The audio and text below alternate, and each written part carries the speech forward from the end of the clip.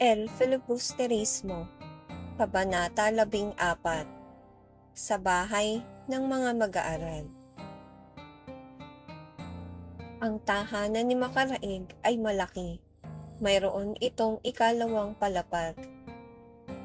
Sa umaga ay tahimik ito, ngunit pagsapit ng hapon ay nagkakagulo na ang mga mag-aaral na nakatira rito. Isang hapon, dumating sa bahay si Makaraig kasama ang mga mag-aaral na kanyang inimbitahan. Si Sandoval at Isagani ang unang dumating na panauhin. Kasunod naman sina Pelaez at Pekson. Sa pagdating ni Makaraig, ay bitbit niya ang isang magandang balita. Ang balitang ito ay patungkol sa pakikipag-usap ni Padre Irene sa Kapitan General.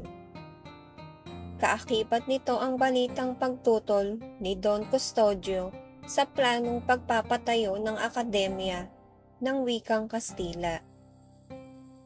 Dahil dito ay nakaisip sila ng ilang pamamaraan kung paano nila mapapasang-ayon si Don Custodio. Ang unang paraan ay ang paglapit kay Ginoong Pasta, isang tagapagsanggalang na pinangangayupapaan ng Don. Ang ikalawa naman ay ang samananayaw na si Pepay.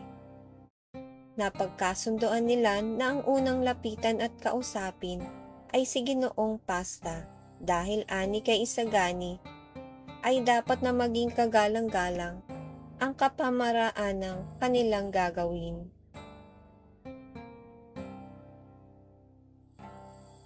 Talasalitaan, tahanan, bahay, pagsapit, pagdating, inimbitahan, inanyayahan, panauhin, bisita, kaakibat, kasama, pagtutol, hindi pagsang-ayon, tagapagsanggalang, abogado, manananggod, pinangangayupapaan, pagpapasakop, paggalang, kagalang-galang, marangal, kaaya-aya.